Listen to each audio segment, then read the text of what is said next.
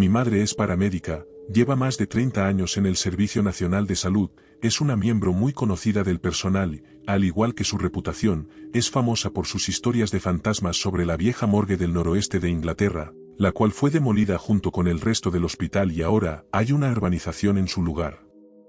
Su historia más escalofriante tiene que ver con una entrega de un paciente fallecido. Esto sucedió en los años 90, cuando el hospital aún estaba en funcionamiento. Habían estado en la morgue entregando un cuerpo. Esta siguiente información es crucial para la historia. El garaje de ambulancias era un cobertizo de concreto con una sola luz tenue en su interior, ubicado justo enfrente de la morgue. La ambulancia necesitaba una llave para asegurar todas las puertas.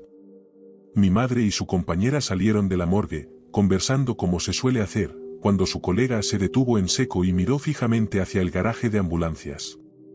Allí, en la esquina más lejana, detrás de la tenue luz, había una figura oscura de pie. Otro dato importante, esto ocurrió de noche. Lo descartaron como un objeto al fondo del garaje, ya que no se movía y la poca luz dificultaba la visibilidad. Se dirigieron a la ambulancia sin darle más importancia y entraron, usando la llave para abrirla. Mi madre puso la llave en el contacto, pero no encendió el motor porque tenían que terminar el papeleo. Mientras llenaban los formularios, las puertas de la ambulancia se bloquearon de golpe. Todas, desde afuera. Se congelaron, se miraron y luego volvieron la vista hacia la morgue. En ese instante, vieron como la puerta de la morgue se abría de par en par, y otra figura salió silenciosamente y comenzó a caminar directamente hacia la ambulancia. En palabras de mi madre, se quedaron petrificadas, empezaron a enloquecer a medida que la cosa se acercaba. No podían salir de la ambulancia porque estaba cerrada desde afuera. Su única opción fue arrancar. Mientras lo hacían, la figura desapareció en el aire y la puerta de la morgue seguía abierta. ¿Y por qué no volvieron a su base? Bueno, ese hospital era su base de ambulancias. Se negaron a regresar hasta que amaneció.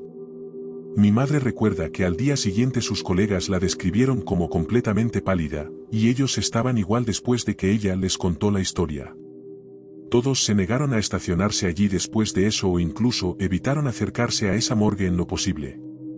A quienes viven ahora en ese lugar, les tengo muchísima pena.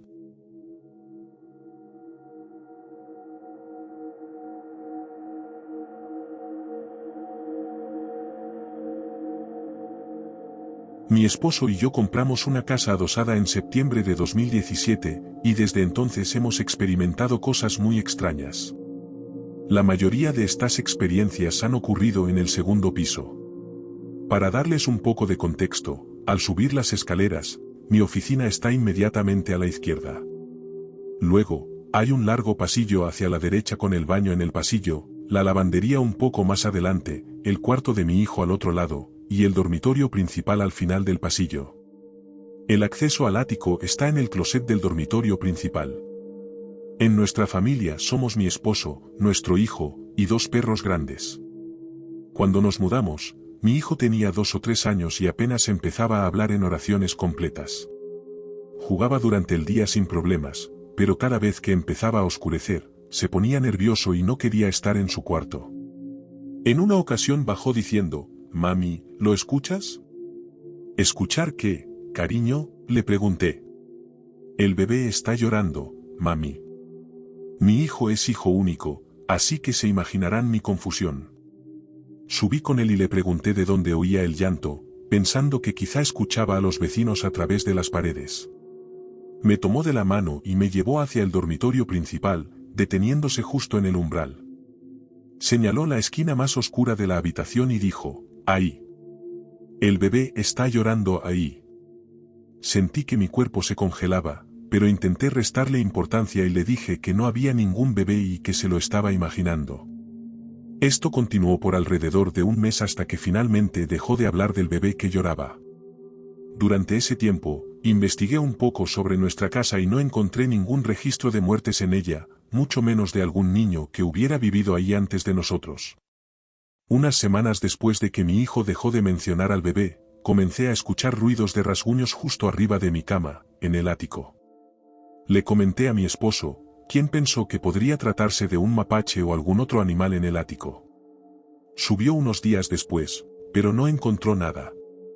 Normalmente, soy de sueño profundo, pero al menos 2 veces por semana me despertaba por un leve sonido de rasguños justo encima de mí. Hice lo posible por ignorarlo y volvía a dormir. Esto parecía funcionar, ya que no tuvimos problemas por un tiempo hasta hace poco. Siempre me he sentido un poco inquieta en el segundo piso, pero lo atribuía a experiencias paranormales que viví en el pasado y a mi tendencia a ser algo paranoica. Ahora pienso que mi intuición estaba en lo correcto. Hace unos meses, mi esposo y yo hablábamos sobre esa extraña fijación que tenía nuestro hijo por el bebé que lloraba cuando era más pequeño. Le conté que un día, mientras dormía una siesta, me desperté de repente y me encontré de lado en la cama, con una pierna colgando hacia el closet, como si me estuvieran arrastrando hacia allí. Sin embargo, no recuerdo haber sido jalada, y como suelo moverme mucho al dormir, lo dejé pasar. Después de contarle esto, él frunció el ceño y dijo que también había tenido una experiencia extraña recientemente. Al parecer, una noche se despertó alrededor de las 2:30 o 3 de la madrugada y vio una figura de pie junto a su lado de la cama. Dijo que era completamente negra y no pudo distinguir ningún rostro ni rasgo en particular. Intentó darle una patada, pensando que alguien había entrado en la casa, pero su pie pasó a través de la figura. Esto lo asustó un poco, pero es un firme creyente de que si no reconoces las cosas paranormales, no pueden hacerte daño.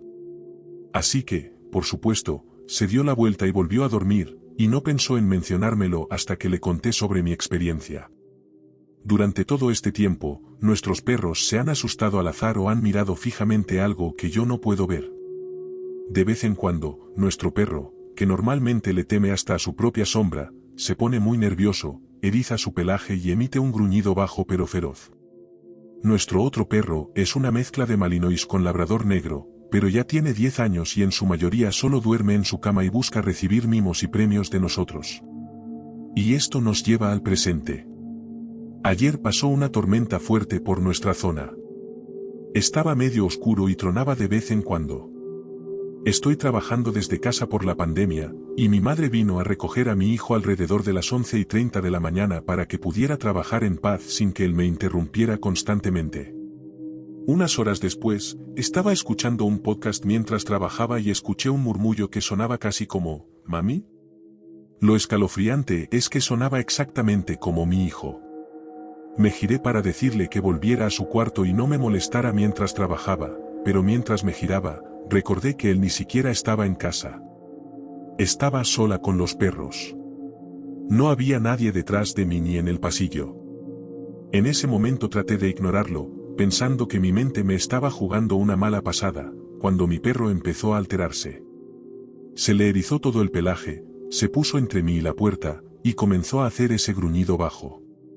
Esto me asustó un poco, pero le dije que parara y obedeció, aunque no quitaba la vista del pasillo.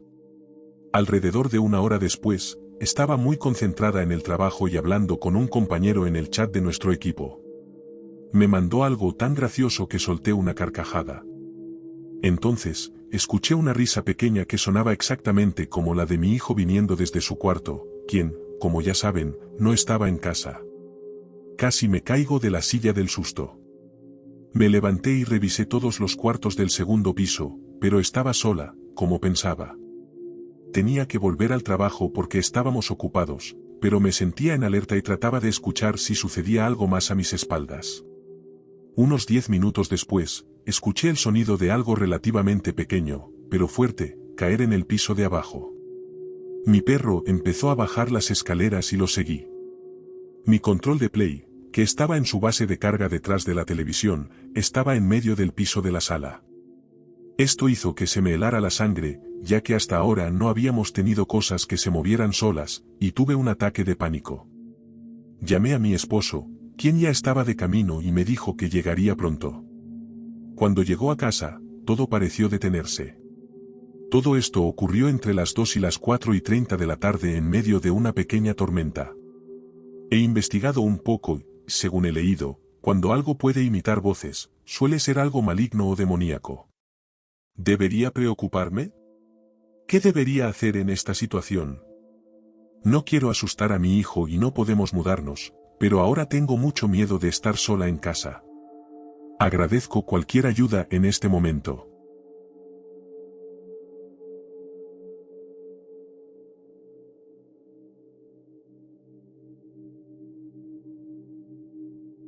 Soy un hombre de 21 años, pero ya me han pasado muchas cosas. Siempre tengo miedo cuando estoy solo en algún lugar o durante la noche, porque después de todo lo que ocurrió, no sé qué podría pasar después. Les contaré una o dos historias, y si les interesa, contaré todo. Algunas cosas pueden sonar increíbles, pero para mí, todo es verdad. 1999, el primer encuentro. Mi madre me contó esta historia, yo solo era un recién nacido. Mi madre estaba preparando la cena en la cocina y yo dormía en mi cuarto, en el piso de arriba. Tenía el monitor de bebé encendido para escucharme si me despertaba. A través del monitor, escuchó un llanto, así que subió a verme. Yo seguía dormido, lo que la confundió bastante. Volvió a la cocina y de nuevo escuchó el llanto. Volvió a revisarme, pero seguía dormido. Apagó el monitor pensando que quizá estaba descompuesto. Regresó a la cocina, y no ocurrió nada durante casi una hora. Pero entonces escuchó el llanto otra vez por el monitor, y comenzó a asustarse. Subió corriendo, pero yo aún dormía y el monitor seguía apagado. Me llevó al primer piso porque ya estaba muy asustada. Llamó a mi padre y le contó lo que había pasado, pidiéndole que regresara a casa. Mientras esperaba con mí en brazos, escuchó el llanto otra vez a través del monitor, pero esta vez fue diferente. Comenzó como el llanto de un bebé, pero se fue transformando en un sonido profundo, más fuerte, y al final era solo un grito grave y ensordecedor. Mi madre casi se desmaya, pero se mantuvo fuerte para protegerme. Salió corriendo de la casa y esperó a mi padre, quien llegó unos minutos después. Después de esto, no pasó nada durante 3 años, pero esto solo era el comienzo. 2003, tenía 4 años. Recuerdo algunas partes, pero en su mayoría mi madre fue quien me contó lo que ocurrió. Estaba jugando con mi madre en la sala una noche, ya que mi padre siempre llegaba tarde del trabajo, pero nosotros lo esperábamos. La estábamos pasando bien, como siempre, pero entonces volvió a suceder. Vi a una mujer alta, vestida de negro. No tenía miedo en absoluto, estaba muy tranquilo y le pregunté a mi madre. ¿Quién es la señora alta, mamá? ¿De qué señora hablas, hijo? La que está parada en la esquina. Mi madre comenzó a inquietarse un poco, pero no lo tomó tan en serio, ya que yo solo tenía 4 años y era muy imaginativo. Aquí no hay nadie más, te lo prometo. Pero está parada justo detrás de ti, mamá. En ese momento, ella comenzó a asustarse de verdad, pero intentó mantener la calma para que yo no me diera cuenta de su miedo. Retrocedió un paso para mostrarme que no había nadie ahí. Mira, solo estamos los dos aquí. Pero yo la veo, mamá. Está justo detrás de ti, y ahora parece muy enojada contigo. Mi madre no sabía qué decir.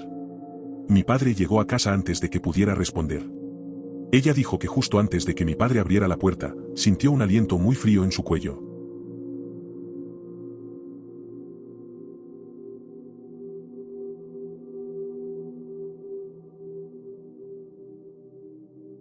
Recientemente publiqué una historia en este hilo sobre un niño muerto que me contactó en un sueño, pidiéndome ayuda. Publico esto porque me afectó aún más y agradecería cualquier sugerencia o consejo. Mi tío murió hace 10 años. Él y mi tía estaban de vacaciones en Egipto, en un crucero, iban a bucear, y de repente se levantó y dejó a mi tía sin decir palabra mientras se preparaban para el buceo, fue hasta la borda y saltó. Eran increíblemente unidos, y a mi tía le pareció muy extraño que hiciera eso, pero 10 minutos después, descubrieron que estaba muerto. La autopsia reveló que había sufrido un infarto y también se había ahogado. Han pasado 10 años y mi tía todavía no lo ha superado del todo. Tomó antidepresivos durante muchos años.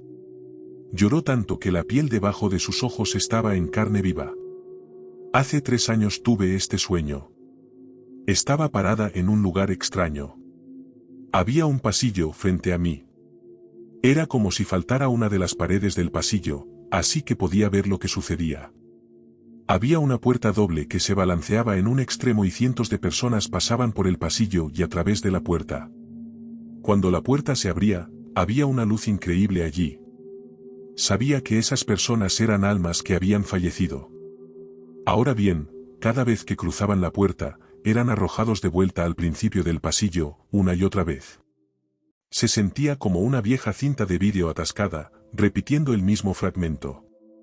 Caminando entre estas almas estaba mi tío, siendo arrojado constantemente hacia atrás, caminando una y otra vez. Esto continuó quizás 30 veces hasta que me vio parada allí. Pude ver que estaba completamente conmocionado al verme allí y tenía la expresión más triste que jamás había visto. Me partió el corazón. Después de un rato se apartó y se acercó a mí, me agarró los hombros con ambas manos, con lágrimas corriendo por su rostro, diciendo, «Tienes que ayudarme. No pertenezco a este lugar. No se supone que esté aquí». Le pregunté qué era este lugar. Él respondió, «Por favor, dile a tu tía que la amo mucho, que la extraño, por favor». Entonces señalé la puerta y pregunté qué había detrás. En ese momento se enojó, se alejó un poco, me señaló con el dedo y gritó, «No se supone que sepas eso». En ese instante, una entidad voló entre nosotros y con una fuerza enorme arrojó todo mi cuerpo lejos. No pude ver su forma real, pero parecía una sombra gris. En mi mente sabía que era un demonio o algún tipo de forma demoníaca y la ira que irradiaba era la peor que había experimentado. Estaba muy enojado y me gritó, «¿Cómo entraste aquí? ¿Cómo te permitieron presenciar esto? Esto no es para que lo veas. ¿Quién te dejó entrar?». Su voz era muy profunda y no humana. Luego me dijo, telepáticamente, que tenía que pagar por presenciar lo que había presenciado, y me arrojó a un pantano. Sabía que tenía una opción. Me dieron a elegir. O me ahogaba y me quedaba donde estaba, entre las otras almas, o luchaba. Podía sentir el lodo subiéndome hasta el pecho, luego hasta el cuello y la boca. Nunca en toda mi vida había luchado tanto por mi vida. Me tomó absolutamente todo lo que tenía dentro intentar salir de allí, y cuando reuní todas mis fuerzas, vi una pequeña ventana redonda que apareció en la pared. Me arrastré hacia la ventana, me escurrí a través de ella y en ese mismo momento me desperté. Me dio una migraña instantánea, la migraña más fuerte que había tenido en mi vida. El dolor era insoportable y recorría toda la parte posterior de mi cabeza. Sentía como si alguien me hubiera golpeado con un bate de béisbol. Solo entonces descubrí que este lugar se llama purgatorio en la mitología y aparentemente está custodiado por demonios. Encendí una vela por mi tío, le envié una luz, pero todavía tengo esto en mente, ya que siento que está atrapado allí por alguna razón. Tampoco le he dado el mensaje a mi tía. No tengo el corazón para hacerlo, considerando todo lo que ha pasado. Reabrir la herida en ella, simplemente no puedo. Realmente agradecería cualquier sugerencia y opinión. Actualización, ahora he contactado a mi tía y esto es lo que le dije, siento la necesidad de transmitirte este mensaje, ya que lo he guardado durante bastante tiempo porque no quería hurgar en tu herida. Tuve un sueño sobre el tío José y sé que no fue un sueño cualquiera, y me dijo que te dijera que te ama mucho y quiere que seas feliz. De vez en cuando me contactan los que fallecen, ya que perciben que soy una especie de canal, y sé profundamente que si me dan un mensaje para transmitir, estoy obligada a hacerlo sin importar qué. Energéticamente siento que necesita que lo dejes ir ahora. No que lo olvides, sino que no te aferres más a esta carga. Él lo necesita.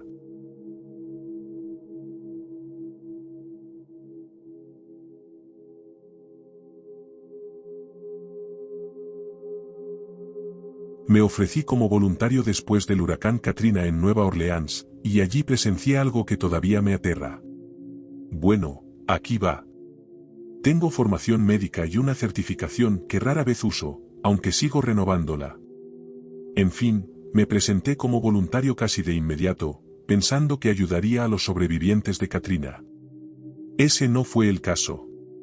A algunos nos asignaron, una vez que el agua empezó a bajar, la tarea de encontrar casas con cadáveres.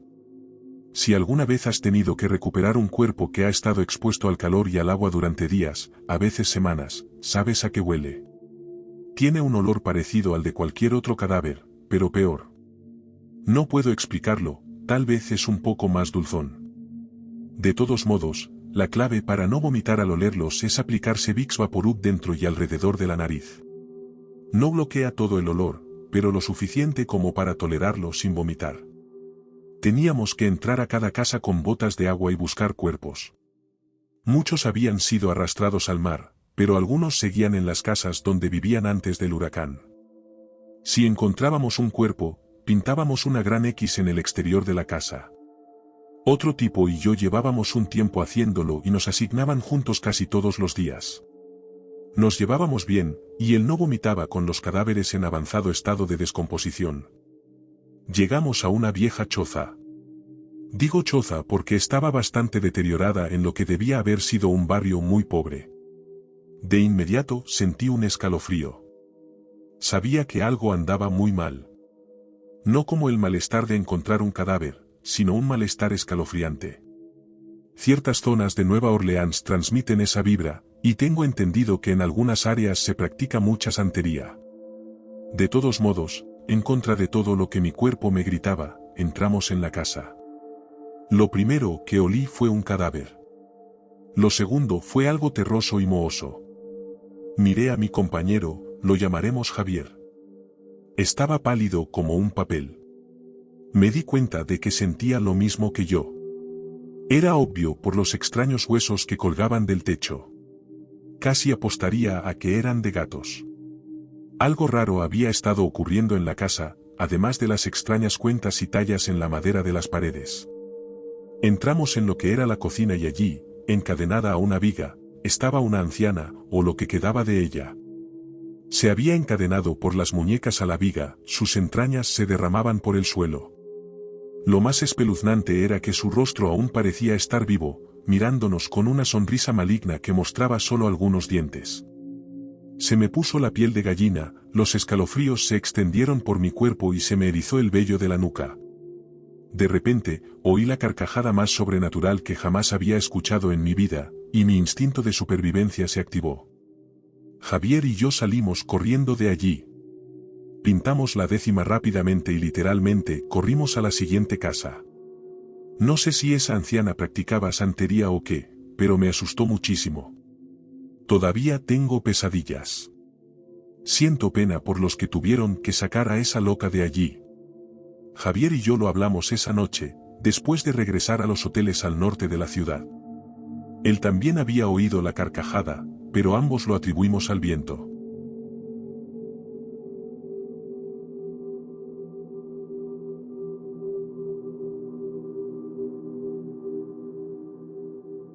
Un día, después de llegar del trabajo, los chicos estaban allí y tuve la sospecha de que habían jugado con la ouija. Miré debajo de mi cama y estaba allí, pero tenía una sensación extraña. Entonces bajé las escaleras y los interrogué al respecto. Al principio lo negaron, pero los descubrí y finalmente admitieron que habían jugado con ella. Les pregunté si se habían despedido al terminar y dijeron que sí.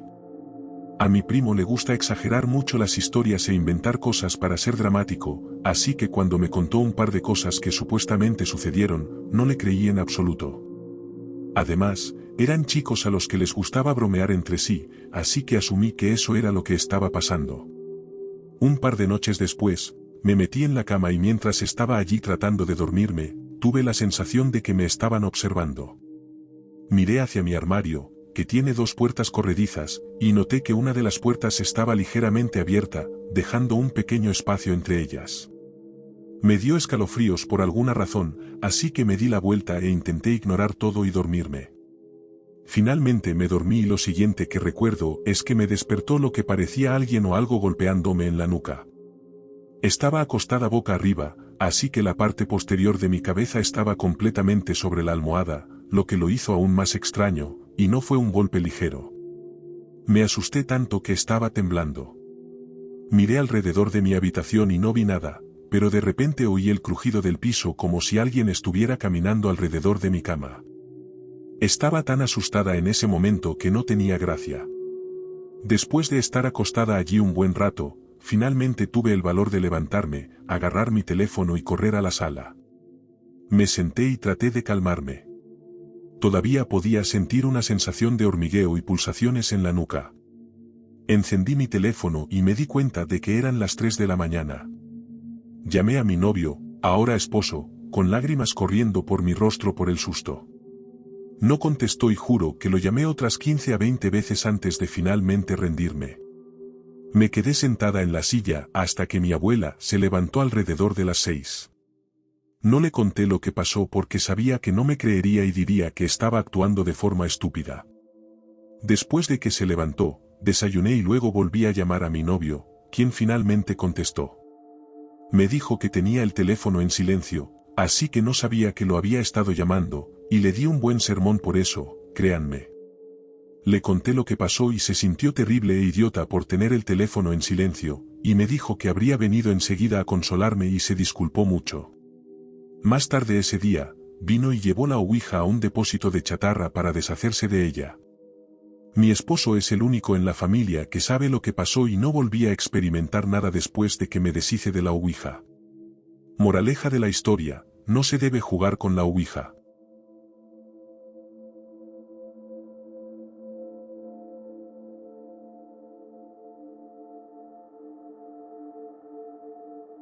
Fui de excursión con mi papá a Shasta, California, un pequeño pueblo al norte del estado, cerca de la frontera con Oregón. Shasta alberga un volcán potencialmente activo llamado, por supuesto, Montes Shasta. Hay muchos senderos en el Montes Shasta, así que mi papá y yo estábamos emocionados por caminar un poco. Subimos por la ladera de la montaña hasta el estacionamiento donde comienza uno de los senderos. Creo que se llamaba el Sendero de la Vieja Cuenca de Esquí. El paisaje era una cuesta bastante árida, llena de piedras, rocas, tierra y muy pocos árboles. Aproximadamente una hora después de comenzar el sendero, nos encontramos con una extraña formación de grandes rocas. Estaban dispuestas en círculo. Nos pareció raro, pero seguimos adelante. Si buscas fotos del sendero, verás rocas mucho más pequeñas dispuestas en patrones y círculos. Mi padre y yo solo nos encontramos con 3 personas. Al menos, eso es lo que parecían ser al principio. Los 2 primeros eran un padre y un hijo. Los conocimos en una pendiente pronunciada que seguía el muro de un acantilado y luego zigzagueaba al llegar a la cima. Nos detuvimos y los saludamos, hablamos sobre el sendero y luego cada uno siguió su camino. Y aquí es donde se pone raro. Mi papá y yo seguimos subiendo por la pendiente durante unos 2 minutos. Me di la vuelta y vi al padre y al hijo muy abajo en el sendero. Deberían haber tardado al menos 20 minutos en llegar a donde estaban, pero de alguna manera lo hicieron en solo 2 minutos. Hasta el día de hoy no tengo ni idea de cómo pudo haber sucedido. No había nadie más en el sendero en ese momento, y podía ver el color de su ropa desde esa distancia, así que sabía que eran ellos. Se lo comenté a mi papá. Nos pareció extraño, pero no le dimos más vueltas y seguimos adelante. Y aquí es donde se pone mucho más raro. Al llegar a la cima del acantilado, había otra extraña formación de rocas al lado del sendero. Esta vez, había muchas más rocas que antes y estaban dispuestas en filas, casi como lápidas. Continuamos por el sendero y llegamos a otra especie de pendiente con un zigzag para llegar a la cima de otro acantilado. Llegamos a un punto en el que necesitaríamos equipo de escalada para continuar, así que decidimos regresar. Cuando nos dimos la vuelta, vi a un hombre parado entre las rocas, mirándonos fijamente. Llevaba una camisa abotonada, pantalones cargo y un sombrero de paja de ala ancha. Estaba a una distancia en la que debería haber podido distinguir sus rasgos faciales, pero era como si no los tuviera, como si su cara fuera solo carne y piel. Se lo señalé a mi papá y entonces el hombre se agachó rápidamente detrás de una roca y nos observaba por encima de ella.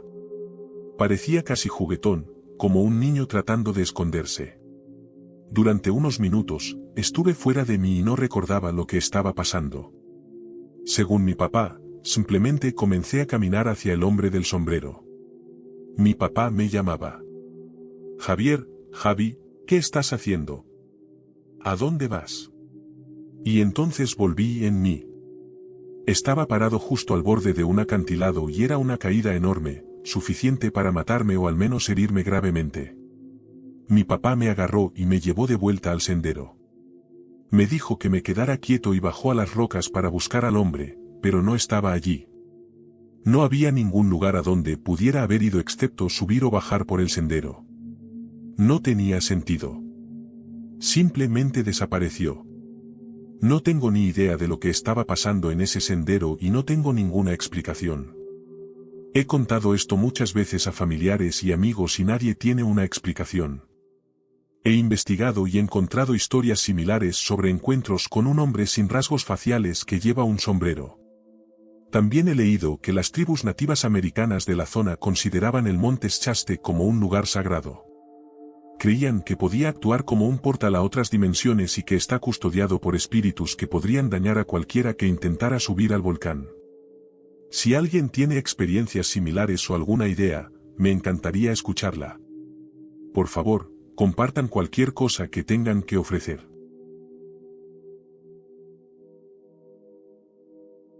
Si estas historias te mantuvieron en suspenso, dale me gusta y suscríbete para más encuentros inquietantes.